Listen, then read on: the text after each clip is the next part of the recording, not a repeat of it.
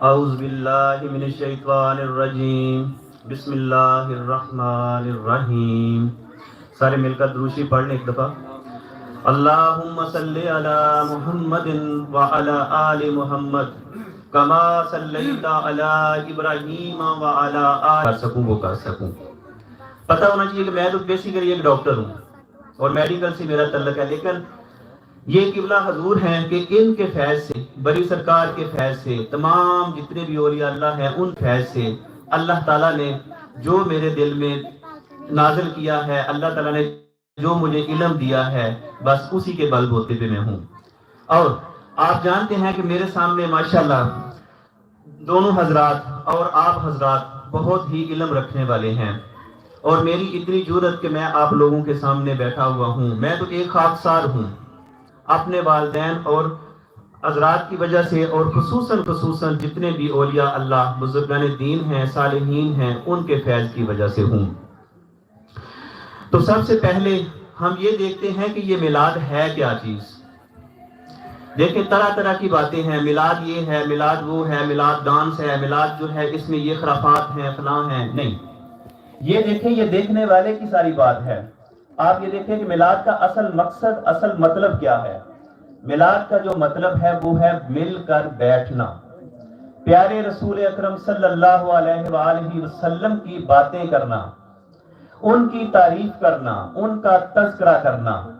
اور سب سے جو بڑی چیز ہے اس میں وہ یہ ہے کہ آپ اپنے بچوں میں خاص کر بیٹھ کر بچوں کو بتائیں کہ ہمارے پیارے آقا حضرت محمد مصطفیٰ صلی اللہ علیہ وآلہ وسلم ان کی کیا شان ہے.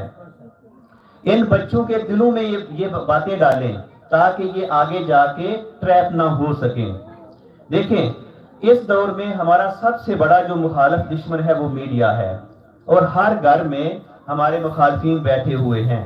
یہ مت سوچیں کہ یہ باہر ہم نکلیں گے تو یہ کافرین جو ہے یا ہمارے دشمن جو اسلامی دشمن ہے وہ ہمارے دشمن ہے. نہیں، ہمارا ٹی وی، ہمارا موبائل، یہ ہمارا سب سے بڑا دشمن ہے.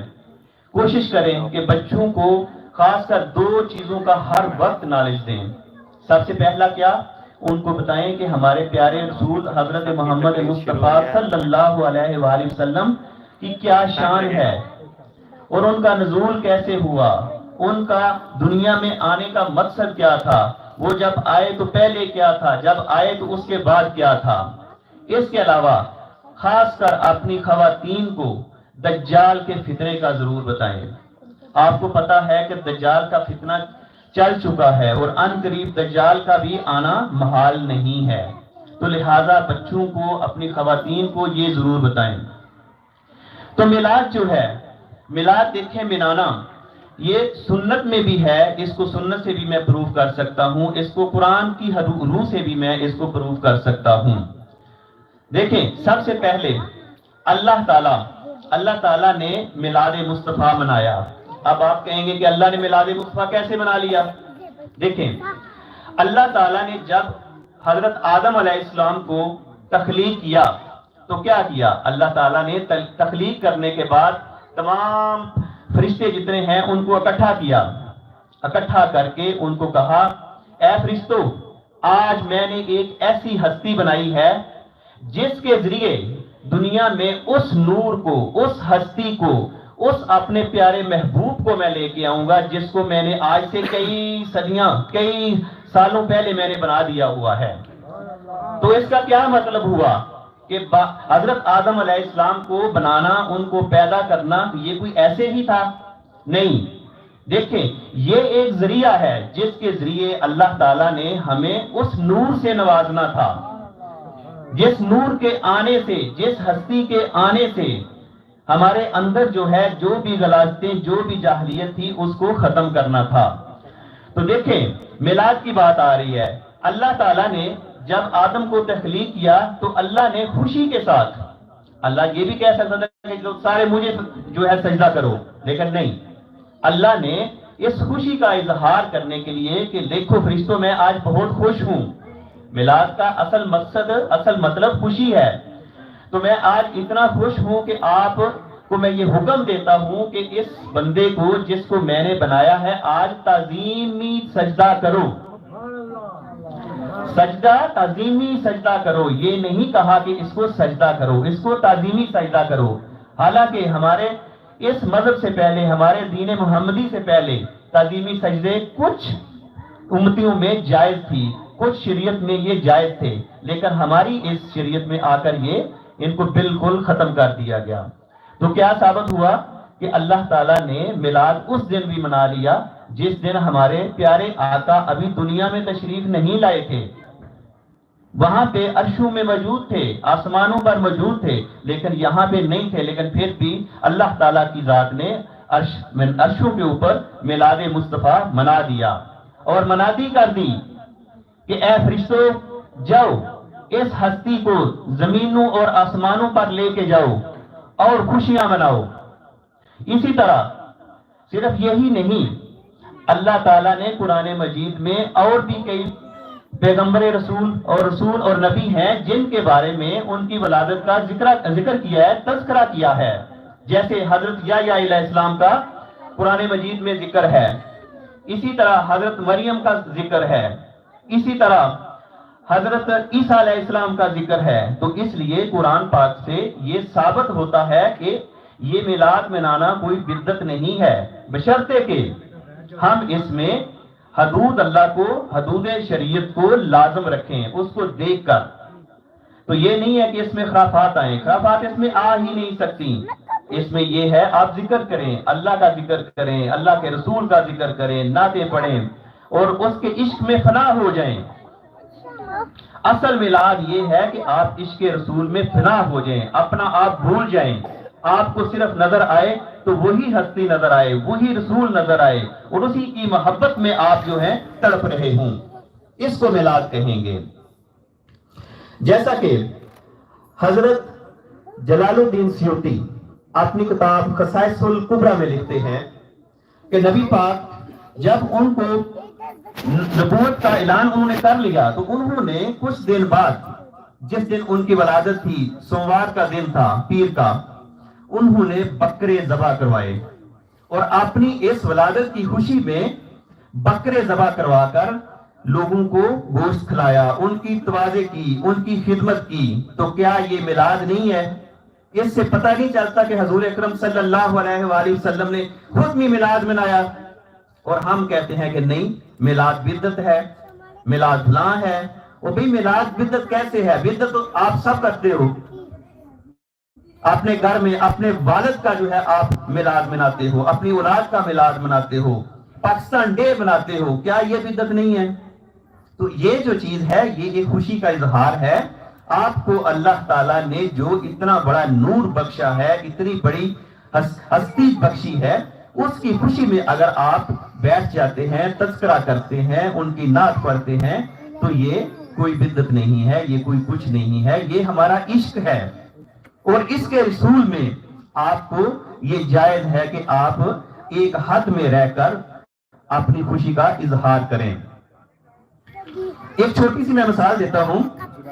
حضرت علامہ ابن جوزی وہ اپنی کتاب میں لکھتے ہیں کہ ایک فیملی تھی، ایک گھرانہ تھا، وہ مسلمانوں کا، وہ ہر مہینے 12 ربیع الاول کو یا کوئی بھی دن مخصوص نہیں، کسی بھی دن وہ رسول اکرم صلی اللہ علیہ وآلہ وسلم کی خوشی میں لوگوں کو بلاتے، کھانے بناتے، طرح طرح کی ان کے لیے جو ہے انتظام کرتے، اور اس کے بعد ذکر رسول کرتے، نعتیں پڑھتے، اللہ کا بھی ذکر کرتے، اور عشق کی وہ انتہا ہوتی کہ وہ سارے لوگ جو ہیں بیٹھ کر آدھی آدھی رات تک، کئی دفعہ پوری پوری رات جو ہے ذکر میں مصروف رہتے۔ ہوا ایسا کہ ان کے ساتھ ہی ایک جو گھرانہ تھا وہ کافروں کا تھا، وہ مسلمان نہیں تھے۔ تو کیا ہوا، جب ایک کچھ عرصہ تک، سال تک وہ دیکھتے رہے کافرین کہ یار ان کے گھر میں ہم دیکھتے ہیں کہ ہر مہینے میں جشن کا سما ہوتا ہے، لوگ آتے ہیں، کھانے کھاتے ہیں، لیکن ماشاءاللہ ان کے گھر میں ہر وقت ریل پیل ہی رہتی ہے۔ تو وہ کافرہ جو ہے وہ جاتی ہے ہمسائی کے پاس، جا کے کہتی ہے اے مومنہ، میں دیکھتی ہوں کہ ہر مہینے آپ کے گھر میں اتنا خرچہ ہوتا ہے، اتنا لنگر بنتا ہے اور بہت زیادہ جو نا آپ خوش ہوتے ہیں، آپ جس ہستی کا یہ جشن مناتے ہیں، آیا آپ کو کوئی اس کا فائدہ بھی ہے؟ تو وہ مومنہ کہتی ہیں، وہ فرماتی ہیں اے عورت کیا تو نہیں دیکھتی کہ ہماری آمدن کتنی ہے لیکن ہم کتنا خرچہ کرتے ہیں، یہ بھی تو دیکھتی ہے، یہ ساری اسی کی کرم نوازی نہیں ہے تو اور کیا ہے، یہ اسی کا فیض ہے، یہ اسی کا کرم ہے۔ ہم ایک دفعہ جب جشن منا لیتے ہیں، ہم ایک دفعہ جب مہینے میں میلاد منا لیتے ہیں تو سارا سال ہمارے گھر سے رحمتیں ختم ہی نہیں ہوتی، سارا سال ہمارے گھر کے اوپر اللہ تعالیٰ کی نظر کرم رہتی ہے، اور ہم اس طرح سے زندگی گزارتے ہیں کہ ہمیں پتہ ہی نہیں چلتا کہ ہمیں کہاں سے آ رہا ہے اور کیسے جا رہا ہے۔ تو یہ ہے دوستو کہ اس سے جشن منانے سے اس طرح کے اللہ تعالیٰ غیبی سبب بھی لگا دیتا ہے۔ اب آگے کیا ہوتا ہے، وہی کافرہ اسی ٹائم تحیہ کرتی ہے اور ساتھ اور عورت سے کہتی ہے کہ اے میری دوست، اے مسلمان مومن عورتہ، کیا میں اگر یہ کام کروں تو میرے ساتھ بھی یہ معاملات ہو سکتے ہیں؟ اس نے کہا کیوں نہیں، وہ کیسے؟ کہتی ہے ہمارے نبی جو ہیں وہ آپ کے نبیوں کی طرح صرف عام نبیوں ان قوموں کے لیے نبی نہیں تھے، یہ ہمارے نبی رحمت للعالمین ہیں۔ کیونکہ یاد رکھیے کہ پرانے جتنے بھی انبیاء کرام آئے تھے وہ سارے اپنے قوموں کے لیے تھے، ایک ہی وقت میں کئی نبی آئے، کئی رسول آئے، اور ہمارے جو ہیں ہمارے پیارے پیغمبر پاک پیغمبر کل جہان کے، کل کائنات کے، ہر چیز کے جو ہے پیغمبر ہیں، نبی ہیں، رسول ہیں۔ تو وہ عورت تحیہ کرتی ہے اسی ٹائم اور گھر جا کے سو جاتی ہے۔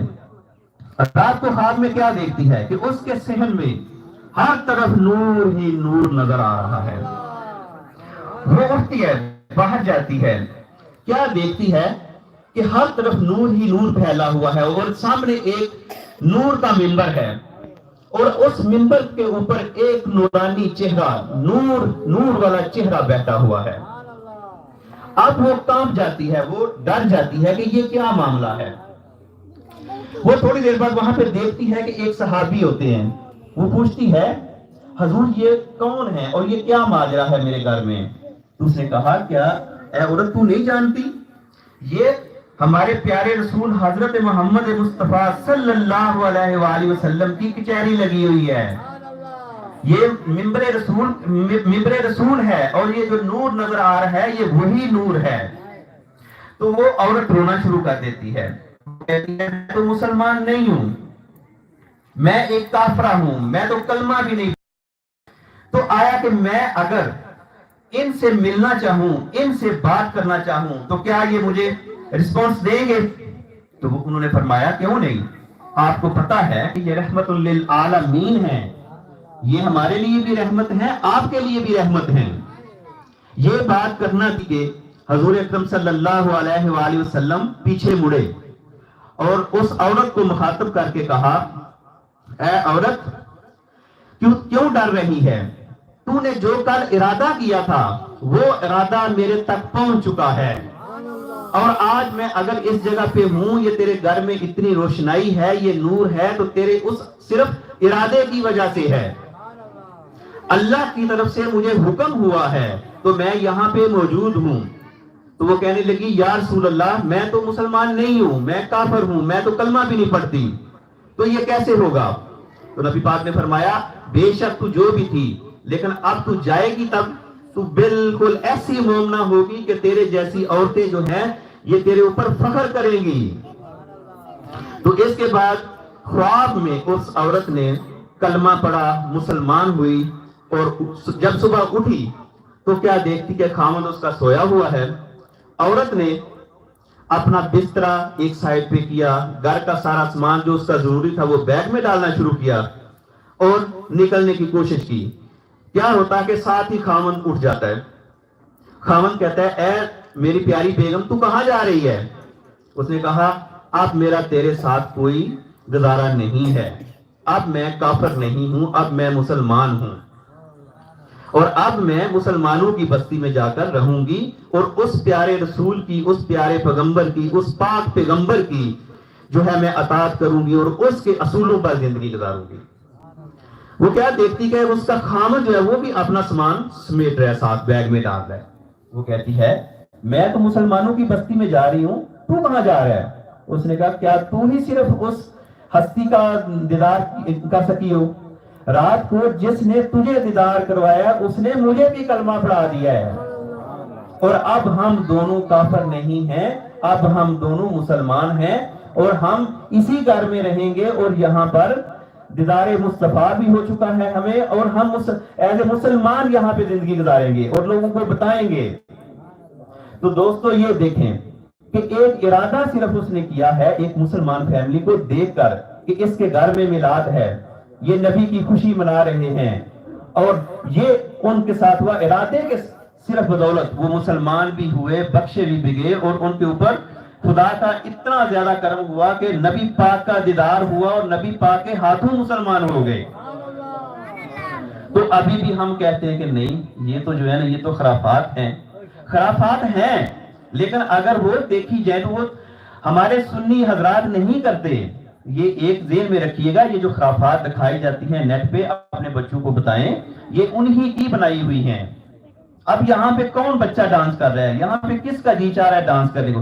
یار یہاں پہ تو رونے کو جی چاہ رہا ہے، یہاں پہ تو جی چاہ رہا ہے کہ ہم اونچا اونچا روئیں اس محبت میں کہ جس کا ہم ذکر کر رہے ہیں، اور ہمارا جی چاہتا ہے کہ ہمارے کلیجے پھٹ جائیں اور ہم نبی کی محبت میں جو ہے اس کے سامنے گر گڑا کر معافی مانگیں، اور کہتے ہیں کہ یہ بدعت ہے. یہ بدعت نہیں ہے، یہ عشق رسول ہے. ڈوب جائیں آپ اس میں، خدا کے لیے ڈوب جائیں اس میں آپ. اس کے علاوہ ایک دفعہ محفل لگی ہوئی ہے، صحابہ اکرام سارے بیٹھے ہوئے ہیں، رسول اکرم صلی اللہ علیہ وآلہ وسلم منبر رسول پر بیٹھے ہوئے ہیں. تو کیا ہوتا ہے؟ حضرت حسان بن ثابت اٹھتے ہیں اور بڑے ہی عاجزانہ انداز میں ڈر رہے ہوتے ہیں نا، ڈرتے ڈرتے نبی پاک سے فرماتے ہیں اے پاک پیغمبر، میرا دل کہہ رہا ہے، میرا دل چاہتا ہے، میری چاہت ہے کہ میں آپ کی شان میں چند اشعار پڑھوں، آپ کی تعریف میں چند اشعار پڑھوں. اب نبی کریم صلی اللہ علیہ وآلہ وسلم، کیونکہ خوشامد تو ٹھیک نہیں ہے، جائز نہیں ہے، اب ان کو فیل ہوا کہ یہ کہیں یہ نہ ہو کہ خوشامد نہ ہو جائے، اور میں کیسے اس بندے کو منع کروں کہ میرے سامنے میری تعریف نہ کرو. حضرت حسان بن ثابت ابھی بیٹھے ہی ہیں، واللہ اوپر سے وحی آتی ہے، حضرت جبرائیل علیہ السلام پہنچتے ہیں اور فوراً فرماتے ہیں اے پاک پیغمبر، اس کو جلدی سے اٹھاؤ، اس سے پہلے کہ یہ بندہ بیٹھ جائے، اس سے اٹھاؤ، اس کی خوشی میں اللہ کی بھی